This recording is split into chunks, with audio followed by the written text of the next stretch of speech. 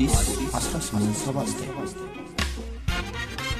ውድ የአዲስ 1879 ቤተሰቦች ዝግጅታችንን ሰብስክራይብ ያድርጉ፣ ለወዳጅ ዘመዶ ያጋሩ፣ የሚሰማዎትን አስተያየት ይስጡን። ይህን ዝግጅት አድምጠው አንዳች ቁም ነገር እንደሚያገኙ እርግጠኞች ነን። እነሆ ወደ ታሪካችን፣ ወደ ወጋችን፣ ወደ ጫወታችን እንለፍ። ስለ ቤተሰብነቱ ከልብ እናመሰግናለን። አዲስ 1879 ይህ የአዲስ 1879 የግርጌ ማስታወሻ ነው። አጤ ምኒልክ በጠና ታመው በነበረበት ወቅት የእንግሊዝ የጀርመንና የፈረንሳይ መንግሥታት በአዲስ አበባ ውስጥ ከፍተኛ ውዝግብ ውስጥ ገቡ። ውዝግባቸው ለብዙዎቹ አስገራሚና አስደናቂ ነበር። እነዚህ ሦስት መንግሥታት ለእነርሱ የሚቀርባቸውን ሰው የንጉሡን መታመም አስታከው ወደ ሥልጣን ለማምጣት ከፍተኛ ርብርብ እያደረጉ ባሉበት ወቅት አጤ ምኒልክ ግንቦት 10 ቀን 901 ዓመተ ምህረት የኑዛዜ ቃል በጃን ሜዳ ተነበበ። የኑዛዜው ቃል ሲነበብ የሦስቱ ሀገራት መልእክተኞች ቅሬታ አለን ብለው ድምፅ አሰሙ። እነርሱ ድምፅ ቢያሰሙም ኑዛዜው ግን በጃን ሜዳ ተነገረ። እንዲህም ተባለ። የአገሬ የኢትዮጵያ ልጆች፣ ልጆቼ፣ ወዳጆቼ፣ እግዚአብሔር የገለጸልኝም ምክር ልምከራችሁ። ምክሬንም እግዚአብሔር በልባችሁ እንዲያሳድርባችሁ ተስፋ አደርጋለሁ።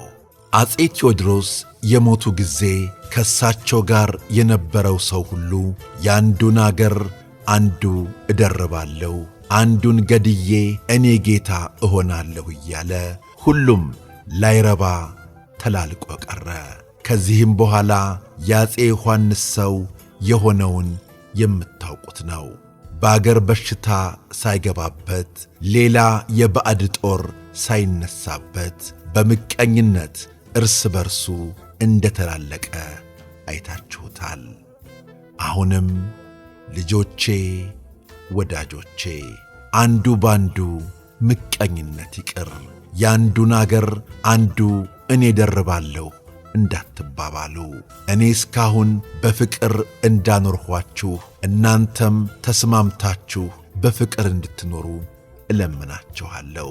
እናንተ አንድ ልብ ከሆናችሁ በምቀኝነት እርስ በርሳችሁ ተዋግታችሁ ካላለቃችሁ በቀር አገራችንን ኢትዮጵያን ለሌላ ባዕድ አትሰጧትም። ክፉም ነገር አገራችንን አያገኛትም። ነፋስ እንዳይገባባችሁ አገራችሁን በያላችሁበት በርትታችሁ ጠብቁ። ወንድሜ ወንድሜ እየተባባላችሁ ተደጋገፉ። የኢትዮጵያን ጠላት ተጋግዛችሁ ከድንበር መልሱ። የኢትዮጵያ ጠላት ባንዱ ወገን ትቶ ባንዱ ወገን ቢሄድና ድንበር ቢጋፋ በእኔ ወገን ካልመጣ ምን ቸገረኝ ብላችሁ ዝም አትበሉ። ያ ጠላት በመጣበት በኩል ሁላችሁም ሄዳችሁ አንድነት ተጋግዛችሁ ጠላታችሁን መልሱ። እስከ የቤታችሁ እስኪመጣ ዝም ብላችሁ አትቆዩ።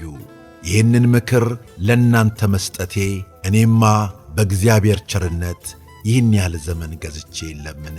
ነገር ግን ሰው ነኝና እንግዲህ ስንት ያህል ዘመን እቆያለሁ ስል ነው። አሁንም እኔ እንደተመኘሁት እግዚአብሔር የተጨመረበትና ፈቃዱ ሆኖ ልጄን ቢያቆምላችሁ ከልጄ ጋር ሆናችሁ አገራችሁን ጠብቁ። አደራ ብያችኋለሁ።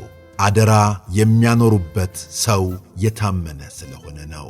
አሁንም እኔ እናንተን አምኜ ልጄን አደራ ብዬ እሰጣችኋለሁና አሳድጉት፣ በብልሃት ምከሩት፣ በጉልበት አግዙት፣ በምክር ደግፉት።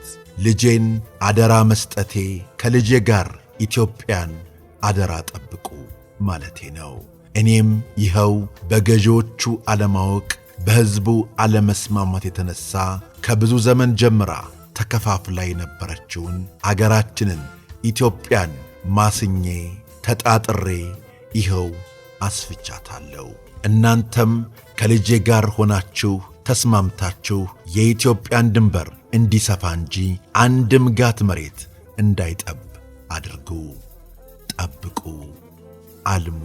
የደጊቱ አገራችን የኢትዮጵያ አምላክ ያግዛችሁ፣ ይጠብቃችሁ። ከዚህ ቃል የወጣ በሰማይም ነፍሱ በምድርም ሥጋው ልጅ እስከ ልጅ የተረገመ ይሁን። የኢትዮጵያ ውቃቤ ያጥፋው። እኔም ሳለሁ ከፍቃድ የወጣውን ረግሜዋለሁ በማለት ኑዛዜያቸውን አሰፈሩ። አጤ ምኒልክ ያቀረቡት ይህ ኑዛዜ በርካታ ድጋፍ አገኘ። ኑዛዜው ግን ብዙዎችን አስደነገጠ፣ አሳዘነ።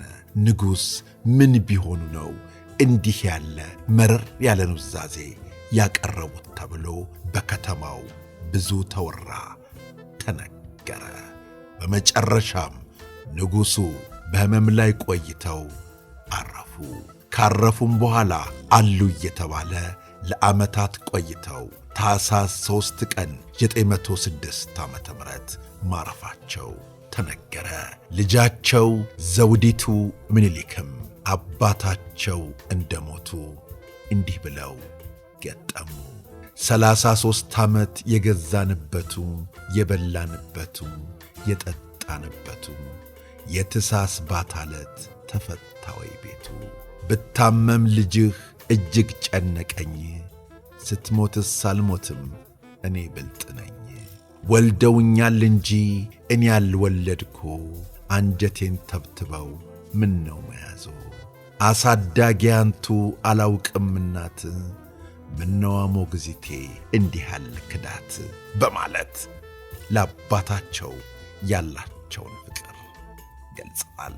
አዲስ 1879ም ታሪኩን እንዲያቀርቦታል። ቤተሰቦቻችን አሁንም የተለያዩ ታሪኮችን ማቅረባችን እንቀጥላለን።